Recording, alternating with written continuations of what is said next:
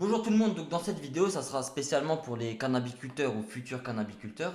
Donc c'est pour l'outdoor, donc c'est l'extérieur, les cultures extérieures. Donc quel matériel il faudrait avoir pour faire une culture en extérieur. Donc étant donné que c'est de l'extérieur et que le soleil fait la majorité du travail, il n'y aura pas grand chose à avoir. Donc pour commencer, l'engrais, donc je réexplique pour ceux qui ne connaissent pas vraiment le principe.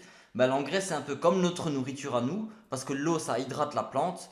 Et c'est dans cet engrais en fait qu'on va retrouver les nutriments. Donc l'eau c'est ce qui permet de l'hydrater, mais dans cette eau il n'y a pas suffisamment de nutriments pour la plante. Donc là on part sur un engrais bio, donc c'est le BioBiz Tripack, donc c'est l'outdoor. Il y a engrais de croissance et engrais de floraison.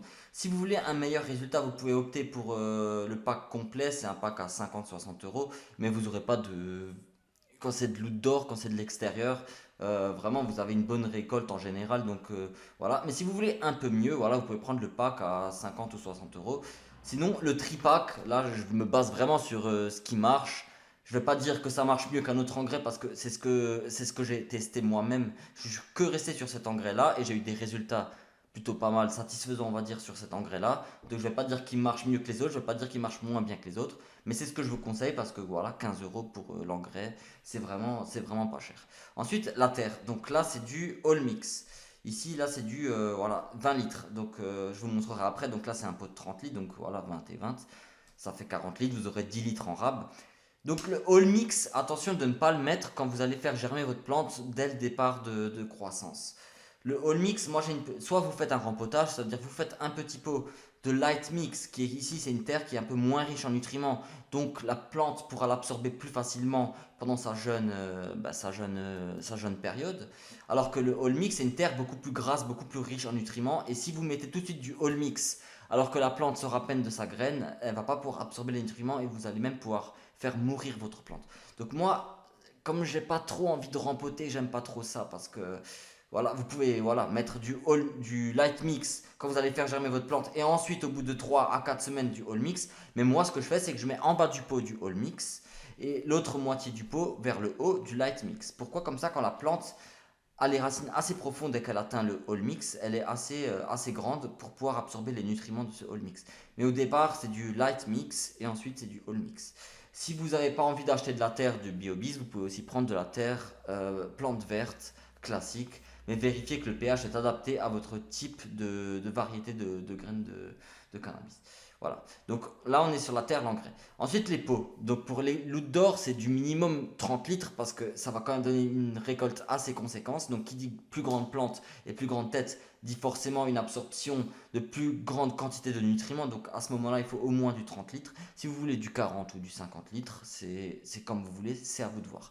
La soucoupe, parce que si vous faites ça sur une terrasse carrelée avec du carrelage et tout, si vous voulez pas avoir de la flotte partout, prenez une petite soucoupe, ça coûte 2-3 euros en plus, voilà. Au moins l'eau en plus, le surplus qui va couler en bas du pot, et ben ça sera dans la soucoupe. Si vous faites ça dans un jardin ou dans une forêt, la soucoupe, elle n'est pas forcément obligatoire. Là, c'est vraiment une vidéo pour vous dire ce qu'il faut vraiment pour optimiser au maximum la récolte et avoir une bonne culture, mais c'est pas une soucoupe qui va changer les choses. Ensuite, j'ai pris un pulvérisateur de ce type-là. Ça éloigne en fait les insectes. C'est perméable, donc ça permet aux feuilles de respirer. Ça les rend plus robustes. C'est une sorte de petit engrais folaire, donc un engrais qui s'absorbe par les feuilles. Mais en même temps, ça a une force de répulsion contre les insectes. Et quand on fait de la culture extérieure, souvent le problème, contrairement à l'intérieur, c'est les insectes. Même si en intérieur on peut trouver des insectes, en extérieur on en trouve beaucoup plus. Donc si vous voulez pas prendre le risque de perdre votre récolte à cause d'araignées rouges ou de bestioles pourrites qui viennent vous ruiner votre récolte à vous bouffer les feuilles, investissez ces 17 euros et puis voilà, il y aura beaucoup moins de risques que ça se passe. Ensuite, pour sécher vos plantes, donc ça c'est tout à la fin de la culture.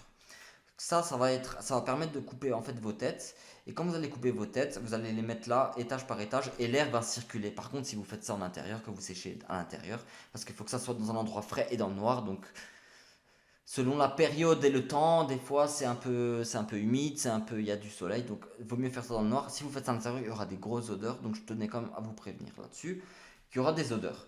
Ensuite, en surplus, donc en plus de l'engrais, que vous pouvez prendre un engrais pas de plus haut de gamme, parce que ce sera les mêmes engrais, mais en plus grande quantité, et ils vont rajouter deux engrais, ça sera Je sais plus exactement le nom, mais c'est en gros un engrais, il coûte assez cher aussi, j'avais vu.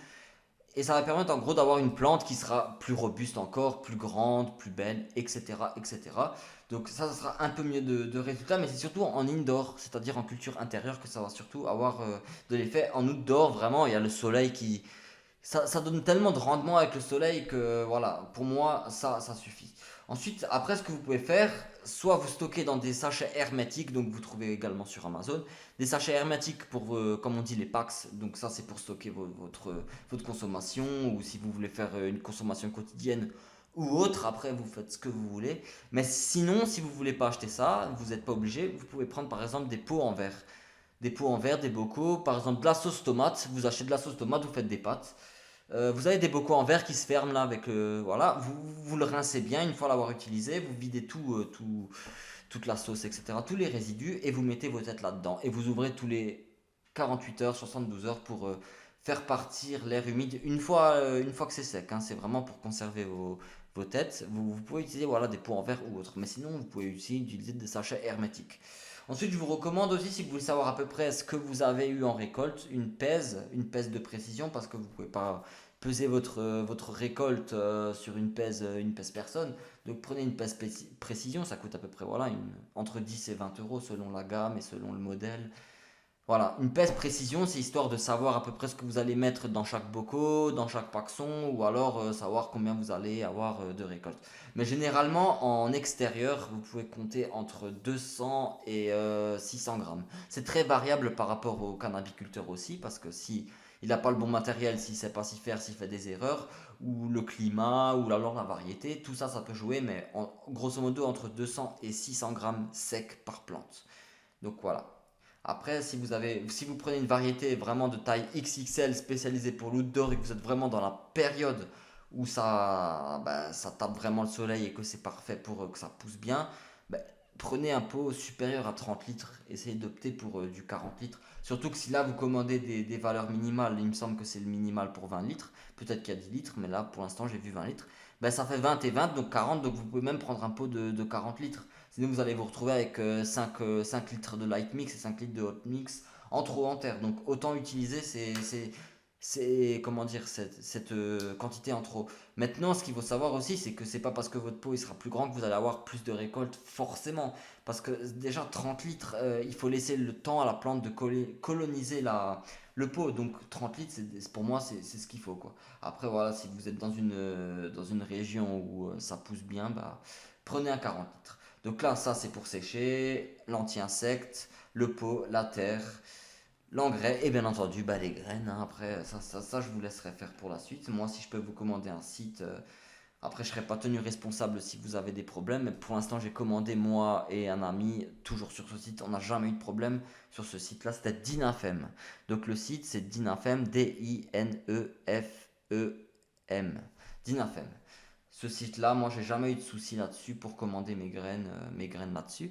Après, voilà, faut faire quand même attention parce que tout ce que vous pouvez commander ici, là, sur Amazon, c'est 100% légal. Après, les graines, ça reste autre chose. Donc après, libre à vous de trouver le moyen d'obtenir ces graines. En tout cas, moi, je vous guide sur la culture. Si vous comptez faire pousser en intérieur ou en extérieur, ou que vous ayez déjà des graines et que vous souhaitez vous lancer, je vous guide là-dessus. Ensuite, après, bah, pour les graines, je vous laisse vous débrouiller. Par contre, si vous avez des questions, après, n'hésitez pas en commentaire. Sur l'accueil de page, de chaîne, parce qu'on me demande souvent pour les réseaux sociaux comment on peut te joindre en privé. Sur l'accueil de chaîne et dans la propos de chaîne, il y a tous mes réseaux sociaux comme la page Facebook, la page Twitter, la page Instagram et même mon compte Snapchat spécialisé pour la chaîne. Donc n'hésitez pas si vous avez des questions un peu personnelles, que vous voulez pas que tout le monde le sache ou que vous avez un peu peur que n'importe qui tombe là-dessus et que vous faites un peu de paranoïa ou voilà. Mais après, il y en a plein qui m'ont posé des questions sur YouTube. Je pense pas qu'ils ont eu de problème par rapport à ça. On peut en parler librement en commentaire. Il n'y a vraiment aucun souci là-dessus. Donc voilà. Si vous avez des questions, n'hésitez pas en commentaire. Allez, à plus pour la prochaine vidéo. La prochaine vidéo, ça sera sur les graines qui poussent en hiver parce que j'ai découvert ça il y a quelques mois. C'est qu'il y a des graines automatiques qui poussent même en hiver quand il fait froid. Et la période à laquelle il faut faire pousser ces graines en extérieur, en outdoor, quoi. Voilà. Donc si ça vous intéresse, n'hésitez pas à la voir pour d'ici demain ou après-demain. Allez, bonne soirée à tous tout le monde.